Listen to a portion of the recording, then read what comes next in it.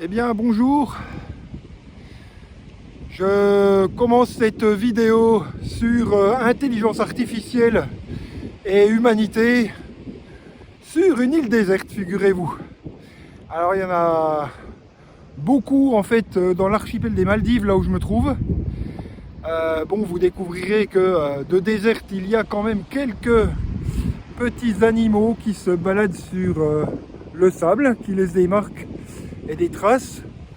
Mais en tout cas, je trouvais que le contexte de cette île donnait lieu vraiment très intéressant à parler de l'intelligence artificielle et de la comparaison, je trouve, que l'on fait, qui n'est pas du tout justifiée avec l'humanité.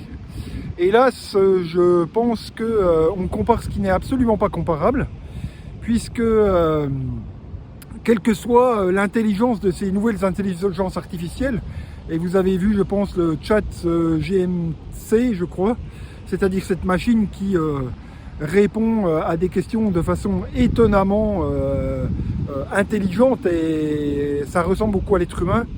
Maintenant, moi, je mets au défi cette machine de me dire qu'est-ce que ça fait vraiment que de sentir ce sentiment d'immensité et de plénitude, de se retrouver sur une île comme celle-ci.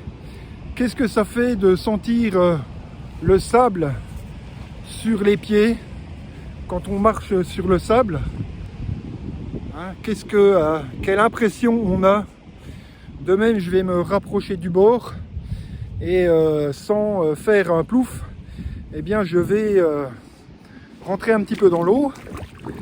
Voilà, et c'est assez extraordinaire la sensation de cette eau chaude, de ce sable doux.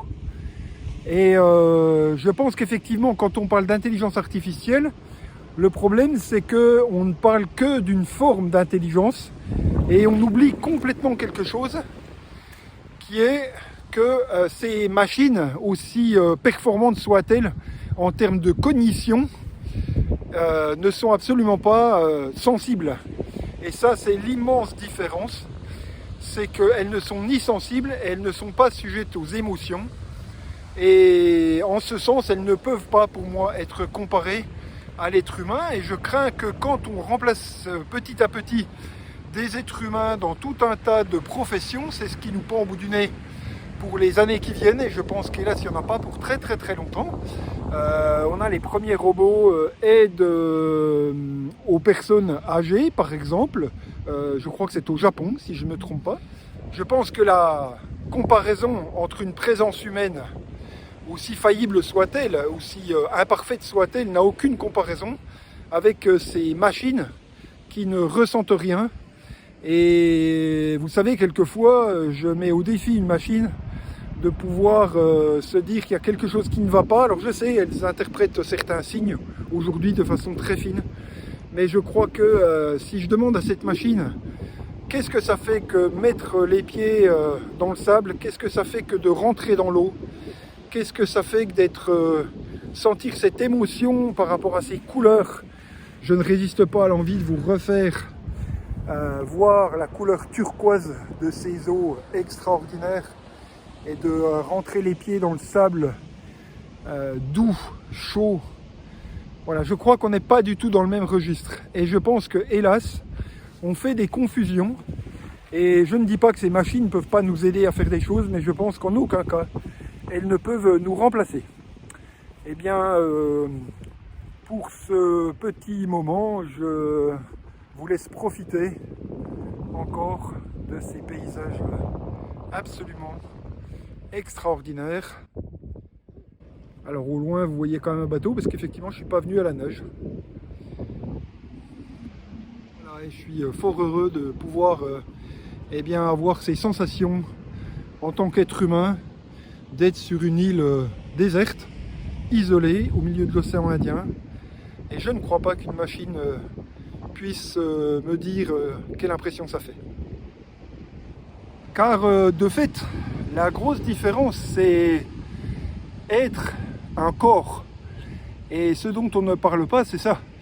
C'est que être dans un corps, habiter un corps, c'est totalement différent que d'être des circuits électroniques, aussi performants soient-ils. Et cette corporeité, moi je le pense clairement, c'est ce qui peut donner un sens à notre humanité et un sens à notre existence.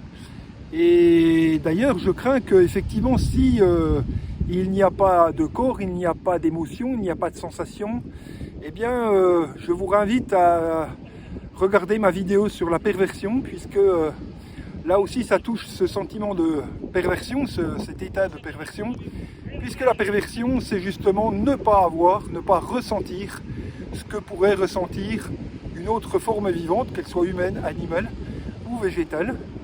Et je pense clairement que si on ne ressent pas ce que ressent l'autre, eh bien on peut se permettre tout et n'importe quoi, et on en voit aujourd'hui les dégâts. Donc je suis très inquiet effectivement de voir que ces machines pourraient petit à petit nous supplanter et nous faire croire qu'elles auraient quelque chose qui ressemblerait aux émotions.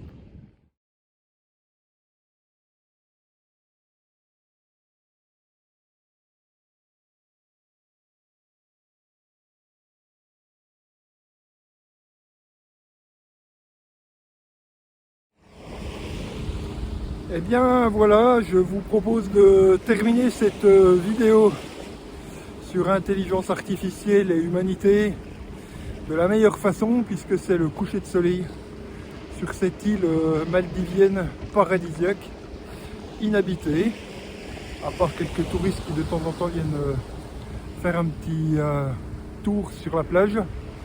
En tout cas, encore une fois, je me demande comment on peut imaginer qu'une intelligence artificielle faite de câbles et d'électricité, d'électronique, puisse remplacer la sensation que j'éprouve à l'instant sur cette plage, car c'est vraiment, je trouve, extraordinaire.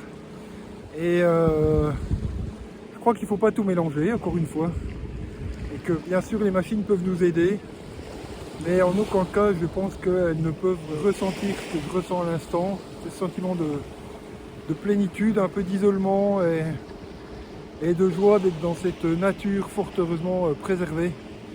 Voilà, tout à fait extraordinaire, et ça je le ressens évidemment à partir de mon corps. N'oubliez pas le petit pouce pour la vidéo, et je vous remercie de m'avoir suivi et je vous dis à bientôt.